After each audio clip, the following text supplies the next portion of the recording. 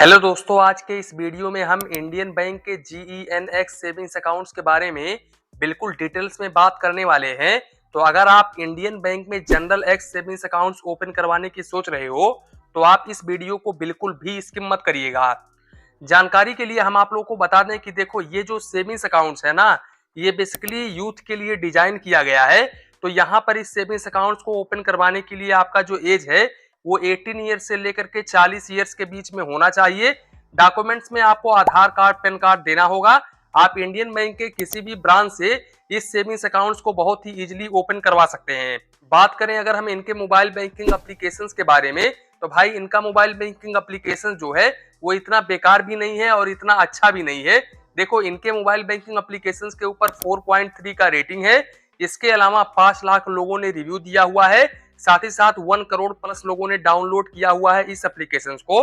तो इनका mobile banking application medium में है, इतना ज्यादा फीचर्स है नहीं। वैसे अगर आपका सेविंग्स अकाउंट इंडियन बैंक में है तो आप प्लीज कमेंट बॉक्स में कमेंट करें कि भाई इनके मोबाइल बैंकिंग एप्लीकेशंस के ऊपर कितना ज्यादा फीचर्स आपको देखने को मिलता है। साथ ही साथ मैं आप लोगों को बता दूं कि इंडियन बैंक गवर्नमेंट सेक्टर का बैंक है और ये काफी बड़े लेवल का बैंक है और ये बैंक सभी बैंकों की तरह DICC से इंश्योर होता है। तो यहाँ पर आपका 5 लाख रुपए तक का अमाउंट बिल्कुल सुरक्षित होता है। अगर आप इस बैंक में कोई भी सेविंग्स अकाउंट ओपन करवाते हो और भविष्य में ये बैंक कभी भी डूब जाता है तो फिर इस केस में आपका 5 लाख रुपए तक का अमाउंट बिल्कुल आसानी तरीके से मिल जाएगा। अब क्योंकि इंडियन बैंक गवर्नमेंट सेक्टर का बैंक है तो डूबने का सवाल ही नहीं पैदा होता है, क्योंकि यहाँ पर गवर्नमेंट का भी सपोर्ट होता है। अब यहाँ पर अगर हम GENX सेविंग्स अकाउंट्स को लेकर के बात करें तो देखो, सबसे पहले इंडियन बैंक आज के डेट में अपने हर एक सेविंग्स अकाउंट्स होल्डर्स को 2.50% से लेकर के 2.65% पर एनम का rate of interest savings accounts के ऊपर ऑफर करता है। वहीं पर अगर आप इस बैंक में 444 दिनों का अपना एक FD ओपन करवाते हैं तो भाई यहाँ पर आपको 6.70% पर एनम का रेट ऑफ इंटरेस्ट देखने को मिल जाता है। अब यहाँ पर अगर आपको FD ही ओपन करवाना है तो आप दूसरे बैंकों की तरफ जा सकते हैं, जैसे कि सूर्योदय स्मॉल फाइनेंस बैंक हुआ। इसके अलावा यहाँ पर north east small finance bank हुआ। इन बैंकों में आपको ज्यादा इंटरेस्ट रेट देखने को मिल जाता है, अप टू 8% 9% तक का इंटरेस्ट रेट देखने को मिल जाता है। तो यहाँ पर काफी कम इंटरेस्ट रेट है FD के ऊपर। दूसरी बात भाई, इस सेविंग्स अकाउंट्स के ऊपर आपको मंथली एवरेज बैलेंस 1000 रुपए मेंटेन करके चलना पड़ता है और इतना ही आपको अकाउंट ओपन करते समय डिपॉजिट करना पड़ता है।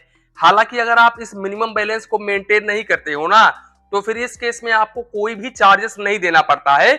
लेकिन इस अकाउंट्स के अंतर्गत जो आपको बेनिफिट्स देखने को मिलता है वो बेनिफिट्स फिर आपको देखने को नहीं मिलेगा अगर आप मिनिमम बैलेंस मेंटेन नहीं करोगे तो। अब बेनिफिट्स क्या देखने को मिलता है, तो सबसे पहली बात मैं आप लोगों को बता दूं, यहाँ पर IMPS RTGS यानी FD बिल्कुल फ्री ऑफ कॉस्ट होता है। अगर आप मिनिमम बैलेंस मेंटेन करते हो तो यहाँ पर आपको कोई भी चार्जेस नहीं देना पड़ेगा, अदरवाइज आपको यहाँ पर चार्जेस देना पड़ेगा।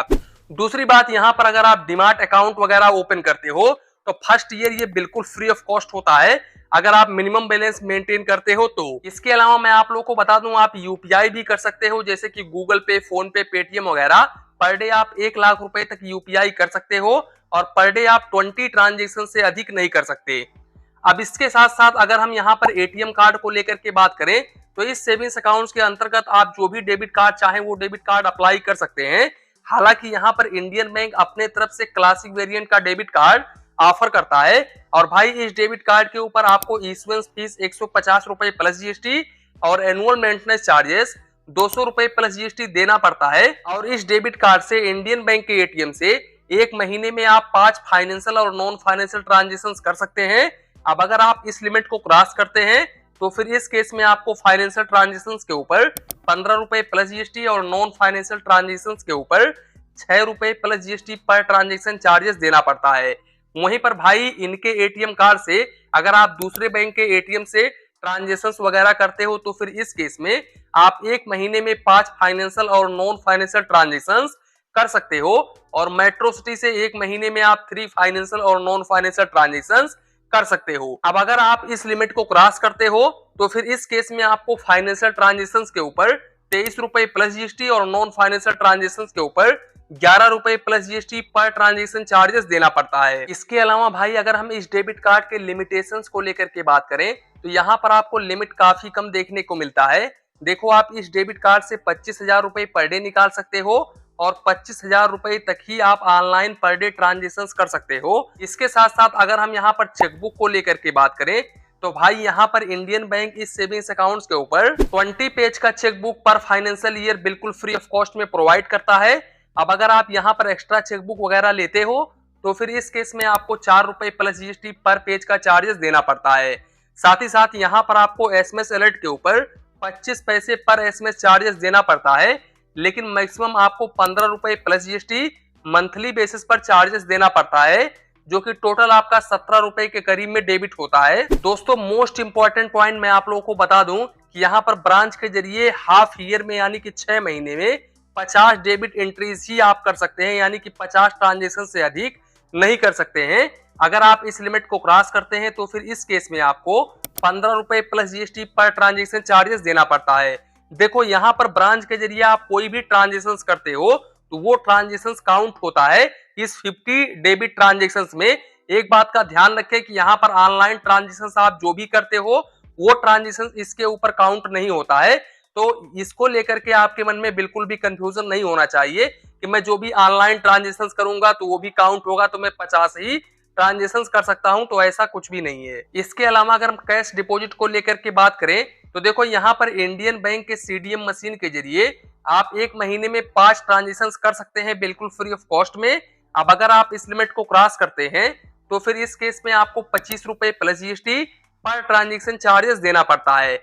लेकिन वहीं पर ब्रांच के जरिए अगर आप होम ब्रांच के जरिए कैश डिपॉजिट वगैरह करते हो तो यहाँ पर आपको कोई भी चार्जेस नहीं देना पड़ता है। आप जितना मर्जी चाहे उतना कैश डिपॉजिट कर सकते हो, तो ये काफी अच्छी बात है। दूसरे बैंकों में आपको चार्जेस देना पड़ता है, लेकिन यहाँ पर आपको बिल्कुल फ्री ऑफ कॉस्ट में देखने को मिल जाता है। हालांकि अगर आप नॉन होम ब्रांच के जरिए कैश डिपॉजिट करते हो तो फिर इस केस में आप अप टू 50,000 रुपए तक कैश डिपॉजिट कर सकते हो। अब अगर आप इस लिमिट को क्रॉस करते हो तो फिर इस केस में आपको 1 रुपीज पर 1000 के हिसाब से चार्जेस देना पड़ता है और मिनिमम आपको 25 रुपए plus GST per transaction charges देना पड़ता है। बाकी अगर हम विड्रॉवल को लेकर के बात करें तो यहाँ पर देखो आप अपने होम ब्रांच के जरिए जितने रुपए चाहे उतने रुपए निकाल सकते हो, यहाँ पर आपको कोई भी चार्जेस नहीं देना पड़ेगा। लेकिन वहीं पर अगर आप नॉन होम ब्रांच के जरिए पैसे निकालने के लिए जाते हो तो फिर इस केस में आप अप टू 50,000 रुपए तक निकाल सकते हो बिल्कुल फ्री ऑफ कॉस्ट में।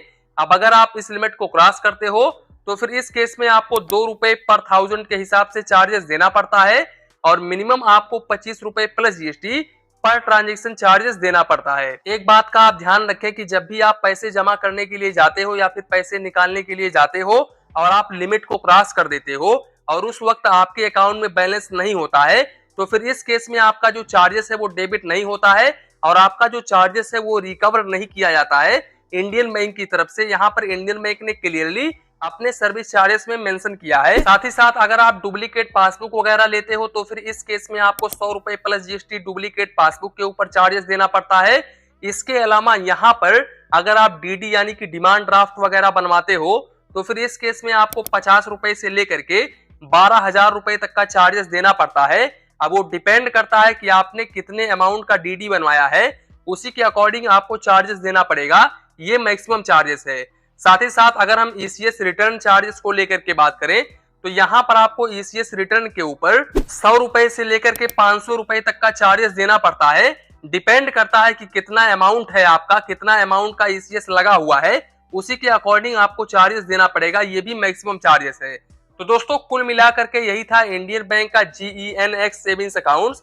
अब आशा करता हूं कि इस सेविंग्स अकाउंट्स के रिलेटेड जो भी आप लोगों के मन में कंफ्यूजन होगा, डाउट होगा, वो बिल्कुल भी इस वीडियो में क्लियर हो गया होगा। तो इसी के साथ में वीडियो समाप्त करते हैं। वीडियो पसंद आया हो तो प्लीज वीडियो को एक लाइक करिए और अपने चैनल फाइनेंस बैंकिंग को सब्सक्राइब करिए। मन में कुछ डाउट हो, कंफ्यूजन हो तो प्लीज कमेंट करिए। धन्यवाद, मिलते हैं नेक्स्ट वीडियो में।